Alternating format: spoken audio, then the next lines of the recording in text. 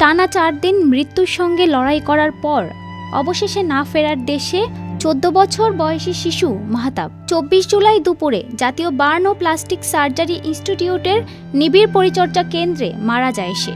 গত 21 July milestone school and কলেজে বিমান বাহিনীর যুদ্ধবিমান বিধ্বস্তের ঘটনায় 7ম শ্রেণীর শিক্ষার্থী মোহাম্মদ মাহতাব ভূঁইয়ার শরীরের প্রায় 85%ই দগ্ধ হয়েছিল। মাহতাব দগ্ধ হওয়ার পর নিজে নিজেই দৌড়াচ্ছিল, যা সামাজিক যোগাযোগ মাধ্যমে প্রচার হয়েছে। এরপর যখন শিশু মাহতাবকে বার্ন ইনস্টিটিউটে আনা হয়, তখন থেকেই মাহতাবকে আইসিইউতে লাইফ সাপোর্টে রাখা হয়েছিল।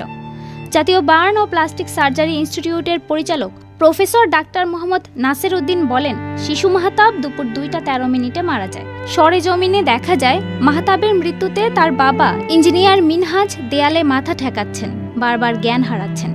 সন্তান হারিয়ে পুরো পরিবার আর্তনাদ করছেন, কেউ কাউকে সান্ত্বনা দিতে পারছিলেন না। এমন দৃশ্য দেখে অন্য রোগীর স্বজনরাও ব্যাকুল হয়ে উঠেছেন।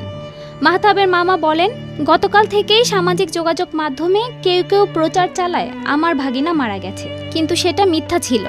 আজ বৃহস্পতিবার 24 জুলাই দুপুরে আমার ভাগিনা মারা যায়। কুমিল্লার দেবিদ্বারের ছেলে মাহতাব তার ক্লাসের 3rd পজিশনে ছিল। বার্ন ইনস্টিটিউটের যুগ্ম পরিচালক মারুফুল ইসলাম বলেন, মাহতাবের প্রায় 85% শরীর পোড়া ছিল, তাকে লাইফ সাপোর্টে রাখা হয়েছিল। আমরা সর্বোচ্চ চেষ্টা করেছি, বাঁচাতে পারলাম না। বর্তমানে আইসিইউতে আরও 10 জন ভর্তি রয়েছে।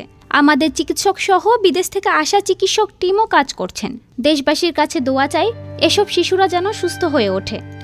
ডেস্ক রিপোর্ট, আজ বার্তা।